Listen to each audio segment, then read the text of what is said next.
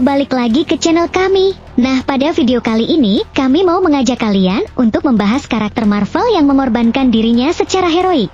Nah bro, Marvel Cinematic Universe atau disingkat MCU fase 5 telah resmi dimulai pada 2023 ini dan akan berlangsung setidaknya hingga 2024 seandainya sesuai rencana. Lewat berbagai film yang jadi bagian dari MCU fase 5, kita pun akan bisa melihat para karakter Marvel yang sudah muncul pada proyek sebelumnya. Marvel Cinematic Universe dikenal sebagai franchise yang tidak segan membunuh karakter kesukaan penggemar. Tapi, tentu saja, mereka memberikan karakter-karakter ini pamitan dengan cara yang spektakuler. Sebagian mati dengan cara yang heroik. Tidak hanya pahlawan yang mati secara heroik di MCU. Ada juga para penjahat yang kemudian melakukan penebusan. Tapi sayang, mereka tidak bisa lebih lama melakukan penebusan itu karena ajal telah menjemput mereka.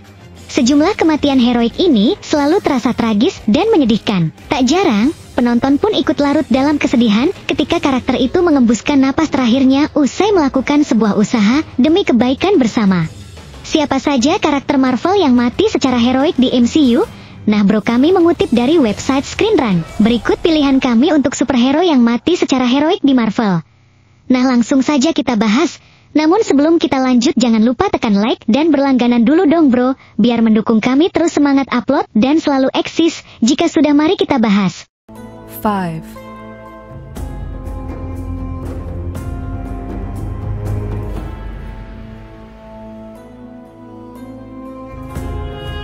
Yang pertama ada karakter Jane Foster di Thor Love and Thunder. Jane Portman adalah pacar Thor di MCU. Setelah lama absen, dia kembali tampil di Thor Love and Thunder. Dalam film ini, dia dikisahkan mengidap penyakit kanker langka hingga dipertemukan dengan Mjolnir. Palu sakti tersebut memberi efek samping yang mengancam nyawa, tetapi ancaman itu tak diindahkan oleh Jane Foster. Ia pun terus menggunakan Mjolnir, meski menyadari kesehatannya bakal terus menurun akibat tindakan tersebut. Hingga akhirnya, Jane memanfaatkan sisa energi dalam dirinya untuk membantu Thor melawan Gore the God Butcher. Kematian Mighty Thor dan Gore the God Butcher menyisakan Thor dan putri Gore di Eternity. Sang Dewa Guntur kemudian merawat anak Gore yang diketahui bernama Love. Adegan tersebut juga menjadi momen perpisahan Thor dengan sang kekasih, Jane Foster. Jane alias Mighty Thor akhirnya meninggal dunia karena kembali menggunakan kekuatan palung Mjolnir di tengah kondisi tubuhnya yang semakin kritis. Inilah yang membuat kematian Jane Foster sangat berkesan. Nah bro, bagaimana menurut pendapat kalian? Silahkan sampaikan di kolom komentar ya. 4.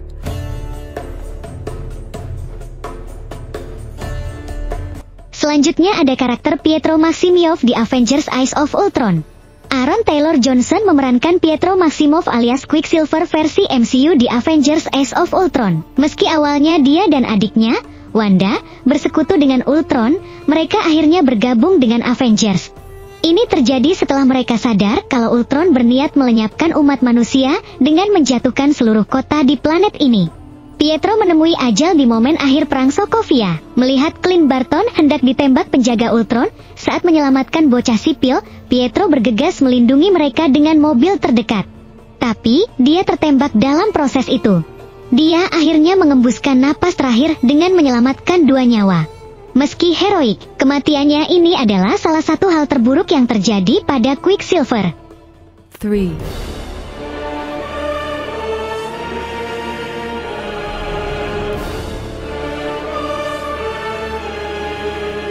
Selanjutnya ada karakter Groot di Guardians of the Galaxy.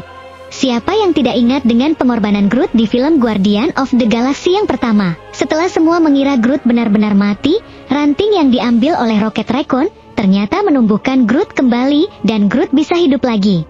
Pada film Guardian of the Galaxy Volume 2, kita mengenal wujud baru dari Groot yang sebelum ini memiliki tubuh yang paling besar di antara anggota Guardian of the Galaxy lainnya. Tumbuh dari ranting kecil, Groot di film sequelnya memiliki fisik yang mungil, sehingga memiliki sebutan Baby Groot. James Gunn sebagai sutradara juga memberikan argumen kuat yang mendukung fakta bahwa Groot benar-benar mati. Jika Baby Groot adalah Groot, tentu Baby Groot akan memiliki ingatan dan pengalaman yang sama seperti Groot. Kita ingat bahwa Baby Groot memiliki tingkat kecerdasan setara bayi, sehingga ia tidak mengerti apa yang diajarkan oleh Rocket Raccoon. Jika Groot dewasa yang ada dalam posisi Baby Groot, tentu Groot akan tahu cara menyelesaikan tugasnya. Groot jelas adalah favorit penggemar di antara anggota asli Guardians of the Galaxy. Penampakannya jelas sangat kontras dengan teman-temannya itu. Dia bergabung dengan tim itu untuk mempertahankan Sandar ketika planet itu diserang Ronan the Accuser. Sayang, Groot mati di upaya itu. Groot menggunakan tubuhnya untuk melindungi teman-temannya itu dari ledakan akibat kapal Ronan. Dia menjaga mereka tetap aman sementara menahan beban penuh ledakan itu. Menjelang ajal, Groot membuat para Guardian itu sebagai keluarganya dengan menyatakan, "We are Groot." Setragis peristiwa itu, kematian Groot tidaklah permanen. Baby Groot kemudian lahir dan menjadi anggota berharga di tim itu. 2.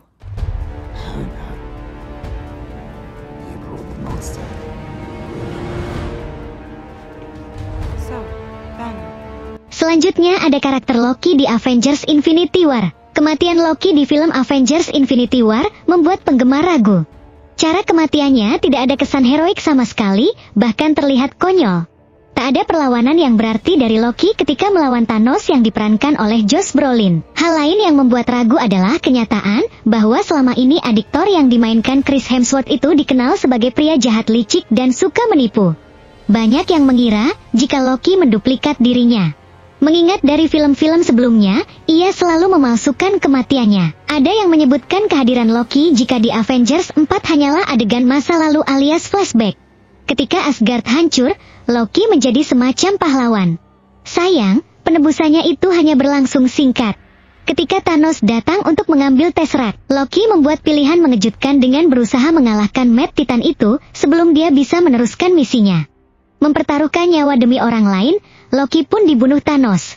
Meski sesosok varian Loki terus tampil di MCU, penggemar akan selalu merindukan Loki asli yang mati sebagai pahlawan terlepas masa lalunya yang buruk.